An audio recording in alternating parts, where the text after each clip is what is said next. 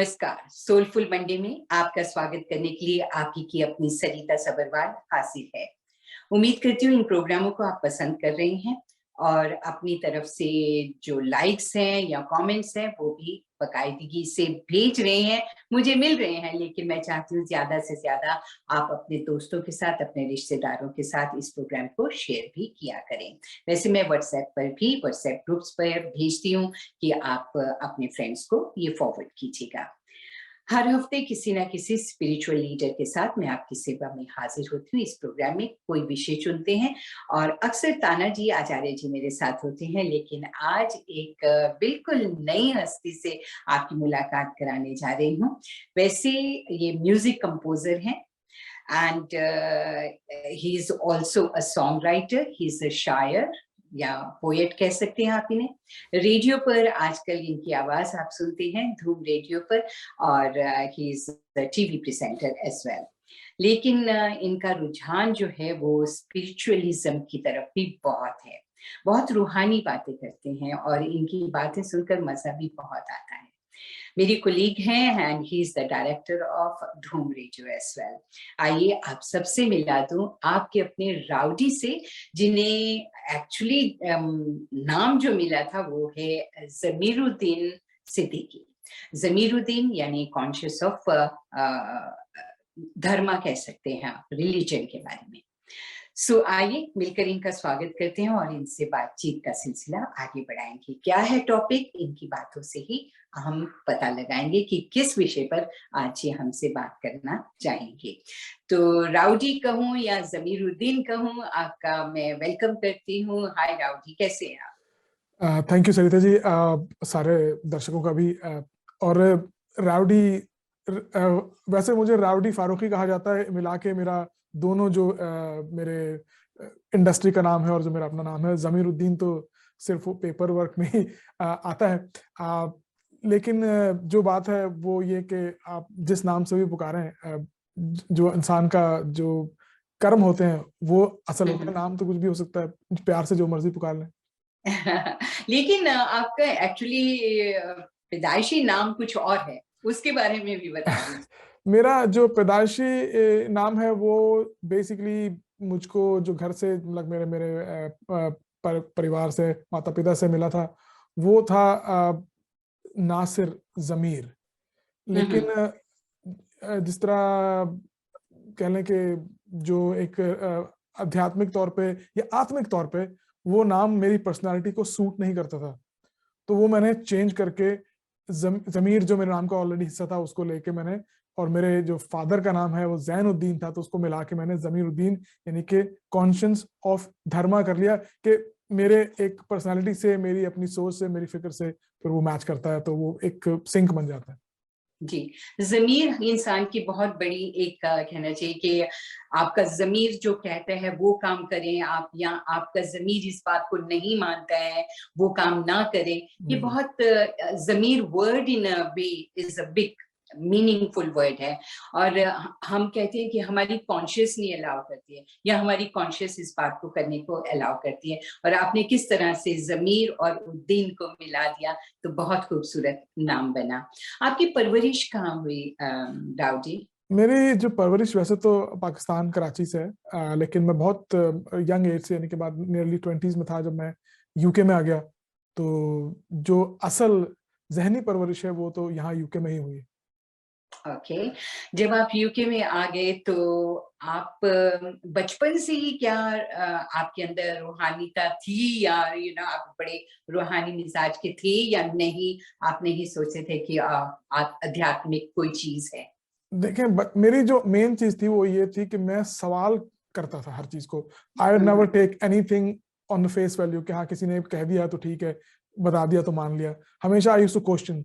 और मैं एक मामले में बहुत लकी रहा कि मुझे जो गुरु लोग मिले, जो उस्ताद लोग मिले, वो हमेशा सिंसियर और मतलब रियल लोग मिले। कि जब मेरे शायरी के मेरे उस्ताद थे, उन्होंने 12 साल की उम्र में मुझको उर्दू में रामायण मेरे हाथ में पकड़ाई, जो कि पाकिस्तान में एक बहुत बड़ी बात थी। इनफैक्ट उस जमाने में भी, क्या आज भी, अगर कोई उस्ताद अपने बच्चे को मुसलमान माहौल में रामायण दे पढ़ने के लिए, तो वो can get in really serious trouble as well. लेकिन उन्होंने परवाह नहीं की। उन्होंने कहा देखो पढ़ो, मानो ना मानो अप टू यू, लेकिन जानो जरूर। ये उनकी सोच बिल्कुल थी। जी। मैं आपसे जानना ही चाह रही थी, मुझे मालूम है कि आपने रामायण, उपनिषद वगैरह पढ़े हैं और आपको बहुत नॉलेज है हम हिंदुइज्म के बारे में भी। तो ये सब कहाँ से आया, तो आपने इसका जवाब मुझे पूछने से पहले ही आपने बता दिया। सो बहुत अच्छा लगा जानकर। तो what do you think of Ramayana and Gita? आपने सब पढ़ा है और वही आपने कुरान भी पढ़ा है। देखिए मेन चीज जो है वो हर जो है वो, देखिए मैं रिलीजन और धर्म को अलग समझता हूँ कि जो मजहब है और जो धर्म है वो एक चीज नहीं है। हम कंफ्यूज कर देते हैं इश्यूज को। जो दीन है और मजहब है, इस्लाम एक दीन है, मजहब नहीं है। हिंदू धर्म है, मजहब नहीं है। और जो धर्म है वो है way of life, the way you live your life. और जो रिलीजन है is a set of rituals, is a discipline कि 5 बार ये करना है, 7 बार वो करना है, 6 बार ऐसा करना है, तो 10 बार वैसा करना है। That's a set of ritual, discipline है वो, उसका नाम है मजहब या रिलीजन। जो धर्म है वो है आपका कर्तव्य, वो है आपकी way of life, how you live your life.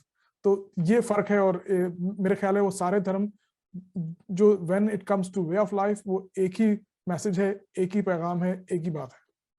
Right. आपने बताया कि मैं 11 साल का था तभी मेरे उस्ताद जी ने कहा कि आप रामायण पढ़ो, उर्दू में उन्होंने मुझे रामायण दिए तब से। And then also you used to question a lot कि मुझे ये क्यों है, तर्क विवाद करना हर एक बात पर। सो आप में वो क्यूरियोसिटी थी सब कुछ जानने की, ये अध्यात्म क्या है, ये स्पिरिचुअलिज्म क्या है। सो आपने उसकी खोज में बहुत कुछ पढ़ा भी, बड़े बड़े उस्तादों से, धर्म जो लीडर्स हैं उनसे भी सीखा है। आपके एक गुरु भी हैं और मैं चाहूंगी कि उन गुरु जी के बारे में हमें बताएं और व्हाई इट्स सो इम्पोर्टेंट हर एक की जिंदगी में कि कोई गुरु या कोई टीचर होना बहुत जरूरी है। सरिता जी, सबसे पहली बात है कि मैं बड़ा ही सौभाग्य है मेरा कि मेरी लाइफ में मुझे सिखाने वाले एक रब की तरफ से एक मेहर है कि वो सिखाने वाले मेरी लाइफ में ऐसे आते रहे कि जिन्होंने मुझे चाहे थोड़ा सा ज्ञान दिया, वो ऐसा दिया जो की ज्ञान जिसको कहते हैं। और मैं बड़ा लकी रहा कि जब मैं यूके में आया तो मुझे यहाँ मेरे सतगुरु महाराज दर्शन दास जी से मेरा इंट्रोडक्शन हुआ, उनके सपुत्र महाराज त्रिलोचन दर्शन दास जी के थ्रू। और म्यूजिक जो है वो कैटलिस्ट बन गया कि मैं एक रिकॉर्डिंग स्टूडियो में काम करता था वहां पे। देखिए एक लिंक की बात बता रहा हूँ मैं, कैसी लिंक बनता है। जी, कैसे बनते वहां पे हैं? मेरे एक बहुत अच्छे दोस्त कलाकार थे, वो सुरेंद्र कलाकार, उनका नाम भी कलाकार पड़ा हुआ। तो वो रिकॉर्डिंग करने के लिए आते थे। उनके इंडिया में क्लास फेलो जो थे वो महाराज त्रिलोचन के रागी हैं। ओके। तो उन्होंने अपने दोस्त से पूछा कि भाई हमने रिकॉर्डिंग करनी है, कहाँ करें? तो उन्होंने कहा कि भाई वो मेरे पास ले आए। इस तरह मेरी महाराज त्रिलोचन से एक एक बातचीत शुरू हुई। और जब बातचीत शुरू हुई तो मुझे अच्छा लगा बातचीत करके, उनकी फिक्र सुन के। और जब महाराज दर्शन दास जी के बारे में पता चला कि वो किस तरह थे, क्या थे, तो फिर तो बात बिल्कुल ही किसी और लेवल पे चली गई। तो वहाँ एक छोटी सी रिकॉर्डिंग हमने कीर्तन की कर रहे थे, उससे ये सिलसिला शुरू हुआ और आज तक जारी है। मतलब 20 साल से ऊपर हो गए हैं, ज्यादा हो गए एक्चुअली। सो क्या कीर्तन कर रहे थे वो उस वक्त? देखिए कीर्तन जो हम महाराज दर्शन दास जी की अपनी भी बानी है, यशवंती निराधार धाम पहला जिसका नाम है।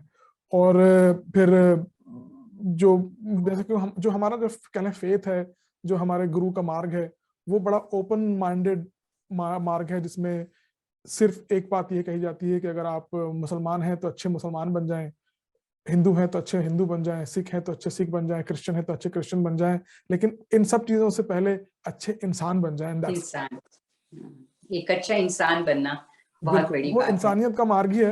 ह्यूमैनिटेरियनिज्म का मिशन है जो कि महाराज दर्शन दास जी ने शुरू किया था। और महाराज त्रिलोचन दर्शन दास जी उनके सपुत्र हैं, वो आज गद्दी नशीन है, वो उसको आगे लेके जा रहे हैं। और यही एक उनकी शिक्षा है, यही उनकी टीचिंग्स है। जाहिर है फिर उसमें जो एज इन जब रिलीजियस एक्सपेक्ट आता है तो जो शब्द कीर्तन करना है या पूजा पाठ करना है या जो भी इबादत है वो नाम जपना है, वो एक डिसिप्लिन है। लेकिन जो मेन कोर है वो ये है, वो है ह्यूमैनिटेरियनिज्म, इंसानियत से प्यार, रब से प्यार करने से पहले इंसान से प्यार करना। राइट। आपके लिहाज में या आपकी नजर में एक अच्छा इंसान कौन है, उसकी डेफिनेशन क्या है? देखिए, अच्छे इंसान की डेफिनेशन तो है प्यार, मोहब्बत, कि अगर उसके दिल में मोहब्बत है, सच्ची मोहब्बत, तो फिर वो मोहब्बत जो है वो रिफ्लेक्ट करती है दूसरों तक भी। और एक मतलब बड़ी पुरानी सी वो है कि आप दूसरे के साथ वही सलूक करें जो आप चाहते हैं कि आपके साथ हो। ये ये फिक्र आपके अंदर माइंड में होनी चाहिए। अच्छा इंसान वो नहीं है जो झूठ नहीं बोलता। अच्छा इंसान वो नहीं, आई मीन ये जो बातें हैं ना कि झूठ ना बोलना, ये सब सतही बातें हैं।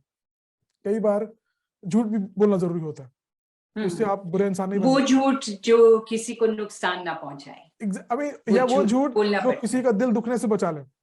हम्म। ठीक है ना। एक मैं छोटी सी मिसाल देता हूँ। एक राइटर थे पाकिस्तान के, वो फौज में, मतलब पाकिस्तान आर्मी में थे। तो जब वो नए नए रिक्रूट होके गए, पहला उनको कोई जो भी ओहदा मिला, घर वापस आए छुट्टियों पे, तो माँ ने पूछा कि बेटा अब तुम तो सारी आर्मी के अफसर बन गए हो। तो उसने सोचा कि अब मैं माँ को कहूंगा कि नहीं जी मैं तो अभी छोटा सा कप्तान भी नहीं हूँ, तो माँ का दिल दुखेगा। तो उसने कहा हाँ माँ, हम्म। मैं सारी आर्मी का अफसर हूँ। तो कहते हैं वाह, है ना, एक छोटा सा झूठ ने माँ का दिल दुखने से बचा लिया। तो वो झूठ बिल्कुल। जो है, वो झूठ सही है। लेकिन कहने का बिल्कुल। मतलब मेरा है कि अब जैसे वो देखे ना, वो कृष्ण महाराज जी को 16 कला संपूर्ण इसलिए कहा जाता है कि झूठ और चोरी उनके पास 2 एक्स्ट्रा उनके पास स्किल्स थी, जो श्री राम के जी। पास नहीं थी। तो तो वो मेरा कहने का मतलब है कि जो अच्छा इंसान है, अच्छा व्यक्ति है, वो है जो दूसरे व्यक्ति को उसी तरह एक्सेप्ट करता है जिस तरह वो चाहता है कि मुझे एक्सेप्ट किया जाए।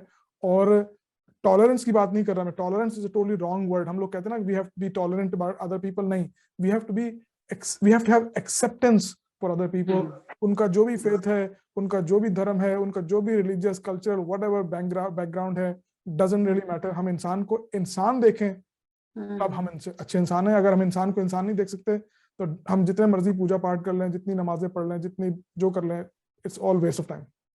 जी, दूसरे की भावनाओं को समझना वो सबसे बड़ी बात होती है। अगर हम सोचें कि ठीक है, हमने कुछ कह दिया, हम तो राइट है, और दूसरे की भावना को समझे बिना हमने उनका दिल दुखा दिया, ये बहुत गलत बात है। सो दूसरे की भावनाओं को समझना जी बिल्कुल। बहुत जरूरी है। और किसी से मैंने कभी एक पंक्ति लिखी थी, पता नहीं अब मुझे ठीक से याद भी आएगी या नहीं, कि किसी का दिल नहीं दुखाना चाहिए कभी।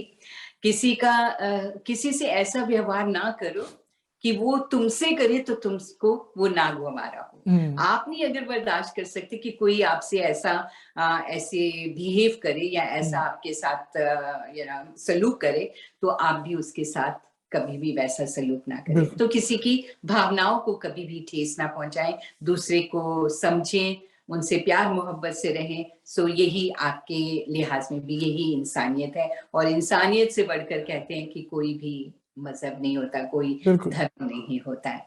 सो हम जब आप भी अभी अभी राव जी आपने कहा कि किसी भी फेथ को मानता हो इंसान, चाहे वो मुसलमान हो, हिंदू हो, सिख हो, so when we are multicultural society में हम रह रहे हैं, तो ये मल्टीकल्चरल सोसाइटी में रह के तो इस बात का बहुत ज्यादा ध्यान रखना चाहिए कि हम किसी को भी दुखाएं नहीं, किसी के मन को ना दुखाएं। सो जी मल्टीकल्चरल सोसाइटी में रहते हुए आजकल हम देख रहे हैं कि हमारे बच्चे जो बड़े हो रहे हैं, स्कूल में जाते हैं या कॉलेजेस यूनिवर्सिटी में पढ़ रहे हैं, तो वो हर तरह के लोगों के साथ, हर तरह के बच्चों के साथ बड़े हो रहे हैं। और ऐसे बड़े होते होते उनकी शादियां भी मल्टीकल्चरल सोसाइटी में हो रही हैं। So are you in favour of that? देखिए Sarita ji, I am 100% in favour of that. पहली बात तो ये है कि जो मैंने बात पहले कही कि इंसान इंसान को अगर आप इंसान देखें, तो इट डजेंट मैटर कि उसका क्या वो है, धर्म वगैरह। लेकिन एक चीज जो मैं इसमें एडिशन में कहना चाहूंगा कि मल्टीकल्चरल फेथ्स या मल्टीकल्चरल कल्चर के बीच में जो शादियां वगैरह होती हैं वो सही है, लेकिन उसमें एक फैक्टर जो है वो नहीं होना चाहिए, कन्वर्जन का फैक्टर नहीं होना चाहिए। कि अगर आप किसी से मोहब्बत करते हैं, किसी व्यक्ति से मोहब्बत करते हैं, आप किसी किसी से शादी करना चाहते हैं, तो आप उसको अगर प्यार करते हैं तो उसका धर्म आप उसको मजबूर करें चेंज करने पर, तो फिर वो प्यार नहीं है, वो गलत फिर वो बात व्यापार है। वो फिर है। प्यार नहीं है, और अब वो शादी फिर मेरे हिसाब से वो जायज नहीं है। अगर हम्म। आपके अंदर इतना मतलब साहस कह लें, साहस is the wrong word I think, कि आपके अंदर इतनी ओपन माइंडेडनेस है कि आप अपने पार्टनर का जो धर्म है उसको उस पर कायम रहने दें, और उसकी उतनी ही रिस्पेक्ट करें जितने आप अपने धर्म की रिस्पेक्ट करते हैं, तब वो जो मल्टीकल्चरल जो शादी है, देन आई 100% फॉर इट। मैं खुद जो मैंने भी शादी एक जब की थी, तो मेरी अब वाइफ है, आज भी मेरी उनसे बड़ी अच्छी दोस्ती है बाय द वे। हम डिवोर्स है, लेकिन वो इसीलिए कि जब हमने शादी की थी तो हमारा वो हरे कृष्णा की फॉलोवर थी, हमारा कोई मतलब ये नहीं था कि मजहब क्या है, ये क्या है, वी वर लेकिन वो हमारा अलहदगी सिर्फ इसलिए हुई कि we wanted different things in life, we wanted to do different things in life, तो हम अमेकेबली अपने अपने राह पे चलेगा। लेकिन आज भी हमारी दोस्ती है इसीलिए कि हमने ये धर्म और इन चीजों का कभी अपना डिफरेंस नहीं बनाया। तो बात मेरा कहने का ये कि जो हम कन्वर्जन की बात करते हैं ना, जब कि जी मुझसे अगर शादी करनी है तो आप मेरे मजहब में कन्वर्ट हो जाएं या मैं आपके मजहब में कन्वर्ट हो जाऊं, then I think it's totally wrong. बहुत अच्छी बात कही है आपने। And Rao ji, it's a very very deep subject, इसके बारे में हम पूरा एक प्रोग्राम तैयार कर सकते हैं और उस विषय पे बातचीत कर सकते हैं, लेकिन ये प्रोग्राम बहुत छोटा है, सोलफुल मंडे, मैक्सिमम 25 मिनट्स तक मैं जाती हूँ। तो मुझे बहुत अच्छा लगा ये जानकर कि आपकी सोच कैसी है, और हर इंसान को ऐसी ही सोच बनानी चाहिए जैसा कि आपने कहा। इवन मल्टीकल्चरल सोसाइटी में अगर आप शादी करते हैं, किसी इंटरफेथ लाइक में शादी होती है, तो किसी को भी ये बहुत उन्हें मजबूर नहीं करना चाहिए कि नो, मैं तुमसे सिर्फ शादी इसलिए करूंगा, या तुम हिंदू बन जाओ, या तुम मुस्लिम बन जाओ, या तुम क्रिश्चियन बन जाओ। तो ऐसा नहीं होना चाहिए। जो जिसको मानता है, जिस घर में, जिस माहौल में उनकी परवरिश हुई है, जिस फेथ में उनकी परवरिश हुई है, उनको कभी भी उससे अलग नहीं करें। हाँ, जब आप एक साथ रहते हैं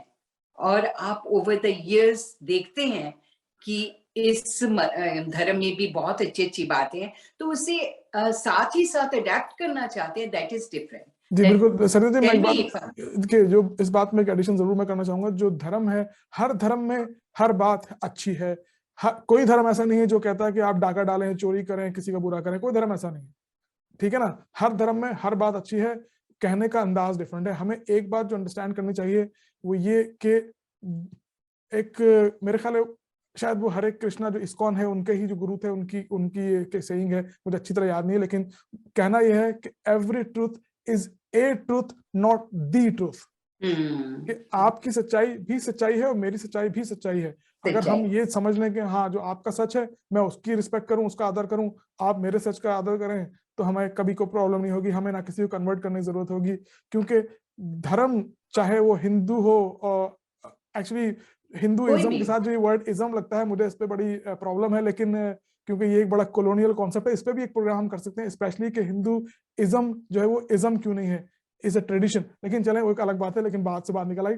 तो ये जो धर्म है, चाहे हिंदू हो, चाहे मुसलमान हो, चाहे सिख हो, चाहे ईसाई हो, चाहे जूइश हो, चाहे इवन पेगन हो या एथियस्ट हो, ठीक है ना, बात सबकी एक ही है कि आप किसी का बुरा ना करें, आप ईमानदारी से रहें, आप जो एक अच्छी सोसाइटी है उसको क्रिएट करने की कोशिश करें, अपने बिहेवियर से, अपनी बातचीत से, अपने अंदाज और अतवार से, and that's what it is. तो आप धर्म कोई भी हो, आप कोई देखिए, अब मैं हिंदू धर्म मत की मैं इज्म नहीं कहना चाहता, उसकी मैं मिसाल दूं तो कोई कृष्णा का भगत होता है, कोई राम का भगत होता है, कोई माता को मानता है, तो लेकिन हैं सारे हिंदू।